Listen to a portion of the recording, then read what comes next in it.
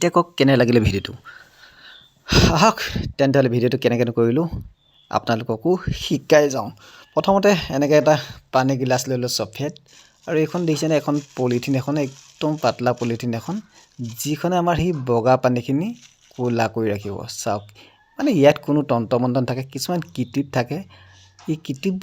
কিটিপবোৰ আমাক আন্ধাৰ কৰি ৰাখে যাতে আমি ইয়াত যাদু মন্ত্ৰ কিবা তন্ত্ৰমন্ত্ৰ বুলি জানো ভাবোঁ এটা ৰছীডাল দেখিছেনে এই ৰছীডালে কি কাম কৰিব মই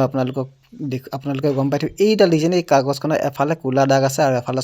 সফেদ আছে সফেদ সাইডটো ইয়াত জুবিয়াই দিয়া হৈছে আৰু ইয়াত কোনো গম নোপোৱাকৈ ঘূৰাই দিয়া হ'ল দেখিছেনে এতিয়া আহি গ'ল ইয়াত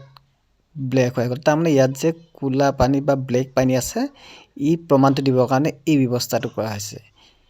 দেখিছেনে এতিয়া আপোনাৰ এই কাপোৰখনে এতিয়া আমি ঢাকি দিম মানে এই যে এডাল বাহিৰত ৰছীডাল আছে ৰছীডাল কিন্তু এই চান্সতে ধৰি ল'ব লাগিব কেনেকৈ ধৰিব লাগিব আপোনাক শিকাই দিছোঁ এইডাল ৰছীডাল ধৰি এই ইয়াত ধুনীয়াকৈ চাব এই ৰছীডাল এনেকৈ টান দিলে উঠি আহিব